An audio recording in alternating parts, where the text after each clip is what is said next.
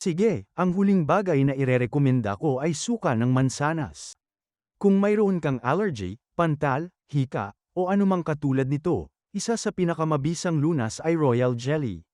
At ito ay isang uri ng bagay na makukuha sa pugad ng mga bubuyog, na isang maliit na likidong sekreto ng mga bubuyog upang makatulong sa paglago ng reyna ng bubuyog. At mayroong isang bagay sa sekresyong yun na talagang mabisa para makatulong na manyutralisa ang mga alerhiya. Kaya yon ang isang bagay na irerekomenda ko kung may problema ka sa alerhiya sa mga sinus. Sige, ang huling bagay na irerekomenda ko ay suka ng mansanas.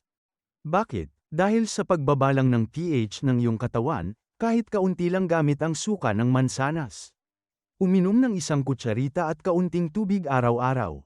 Agad nitong tataasin ang kakayahan ng iyong katawan na magdala ng oxygen, at talagang mas mahusay kang makahinga. At dapat mo lang itong subukan para makita kung gagana ito para sa iyo. Maraming beses, lalo na sa gabi, nahihirapan huminga ang mga tao sa pangkalahatan.